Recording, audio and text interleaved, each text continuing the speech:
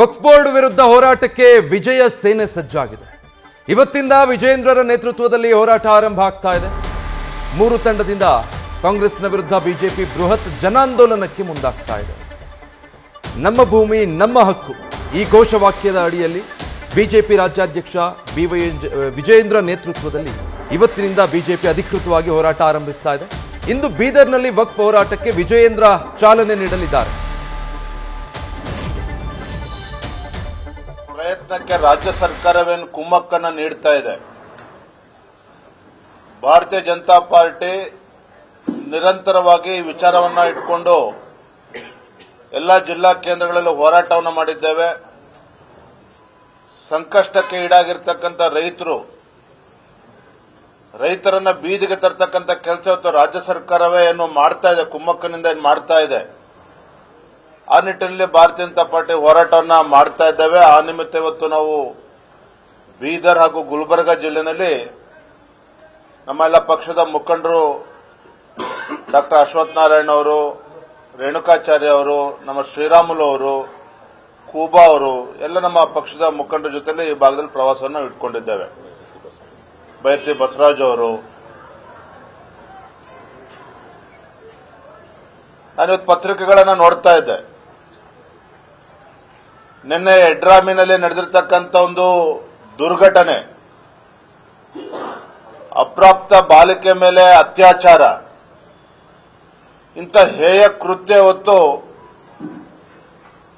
ದಿನೇ ದಿನೇ ವಿಶೇಷವಾಗಿ ಈ ಭಾಗದಲ್ಲಿ ಹೆಚ್ಚಾಗ್ತಾ ಇದೆ. ಕಾನೂನು ಸುವ್ಯವಸ್ಥೆ ಸಂಪೂರ್ಣ ಹಾಳಾಗಿರ್ತಕ್ಕಂಥದ್ದು. ಯಾರು ಏನ್ ಬೇಕಾದ್ರೂ ಮಾಡಬಹುದು.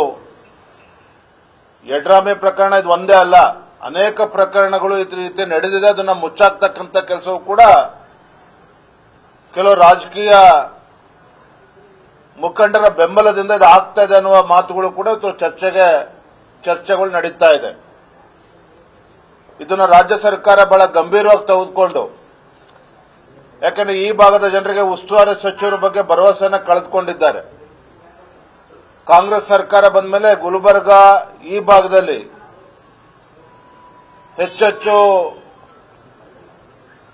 ಈ ರೀತಿ ಹೀಯ ಕೃತ್ಯಗಳು ನಡೀತಾ ಇರ್ತಕ್ಕಂಥದ್ದು, ಮರ್ಡರ್ಗಳು ನಡೀತಾ ಇರ್ತಕ್ಕಂಥದ್ದು, ಅಪರಾಧಿ ಪ್ರಕರಣಗಳು ಹೆಚ್ಚಾಗ್ತಾ ಇರ್ತಕ್ಕಂಥದ್ದು ಗಮನಿಸ್ತಾ ಇದ್ದಾರೆ.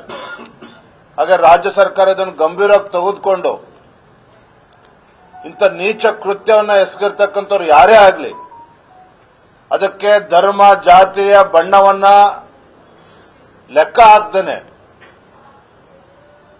ಯಾರಿಂತ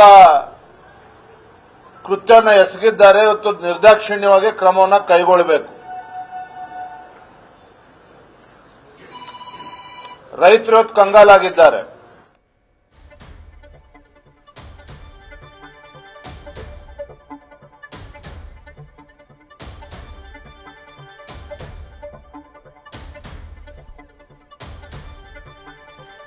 ಡೀಟೇಲ್ಸ್ ಕೊಡ್ತಾರೆ ನ್ಯೂಸ್ ಡೆಸ್ಕ್ನಿಂದ ಗಣಪತಿ ಲೈವ್ನಲ್ಲಿ ಜಾಯ್ನ್ ಆಗ್ತಾ ಇದ್ದಾರೆ. ಗಣಪತಿ, ಇವತ್ತಿನಿಂದ ಬಿಜೆಪಿ ಪಾಳೆಯ ಅಧಿಕೃತವಾಗಿ ವಿಜಯೇಂದ್ರರ ನೇತೃತ್ವದಲ್ಲಿ ವಕ್ಫ್ ಮತ್ತೆ ರಾಜ್ಯ ಸರ್ಕಾರದ ವಿರುದ್ಧದ ಹೋರಾಟಕ್ಕೆ ಮುಂದಾಗ್ತಾ ಇದೆ. ಆ ಬಗ್ಗೆ ಡೀಟೇಲ್ಸ್ ಹೇಳೋದಾದ್ರೆ ವಿಜಯ್, ಖಂಡಿತ ಇವತ್ತು ವಕ್ಫ್ ವಿರುದ್ಧದ ಅಂದರೆ ಏನು ಭೂ ಕಬಳಿಕೆ ವಿಚಾರ ಏನಿದೆ ಅದನ್ನು ಇಟ್ಕೊಂಡು ಇವತ್ತು ರಾಜ್ಯ ಬಿಜೆಪಿ ನಾಯಕರು ಅಧಿಕೃತವಾಗಿ ಹೋರಾಟಕ್ಕೆ ಧುಮುಕಲಿದ್ದಾರೆ.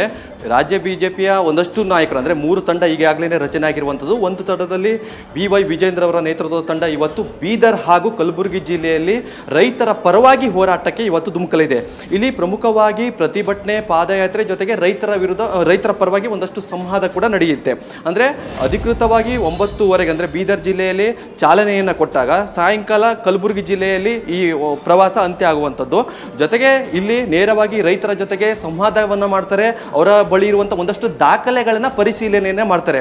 ಜೊತೆಗೆ ವಕ್ಫ್ ಮಂಡಳಿ ನಿಜವಾಗ್ಲೂ ಕೂಡ ರೈತರಿಗೆ ಅನ್ಯಾಯ ಮಾಡಿದ್ಯಾ, ಈ ನಿಟ್ಟಿನಲ್ಲಿ ಒಂದಷ್ಟು ಮಾಹಿತಿಗಳನ್ನು ಸಂಗ್ರಹಿಸಿ ಆ ರೈತರ ಜೊತೆಗೆ ನೇರವಾಗಿ ವಕ್ಫ್ ಮಂಡಳಿಯ ಕಚೇರಿ ಏನಿದೆ ಅಲ್ಲಿವರೆಗೂ ಕೂಡ ವಿಜಯೇಂದ್ರ ಅವರು ಪಾದಯಾತ್ರೆಯನ್ನೇ ಮಾಡ್ತಾರೆ.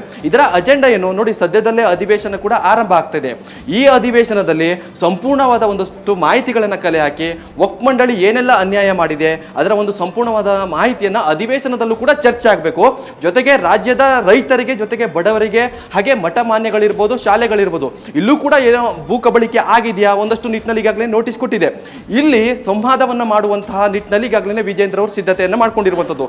3 ತಂಡ ಒಂದಷ್ಟು ವರದಿಗಳನ್ನು ನಾಳೆ ಹೈಕಮಾಂಡ್ ನಾಯಕರು ಕೂಡ ಕೊಡುತ್ತೆ. ಜೊತೆಗೆ ಅಧಿಕೃತವಾಗಿ ಅಧಿವೇಶನದಲ್ಲೂ ಕೂಡ ಚರ್ಚೆ ಮಾಡುವಂಥ ಸಾಧ್ಯತೆಗಳು ಹೆಚ್ಚಾಗಿರುವಂಥದ್ದು. Vijay, thank you Ganapati.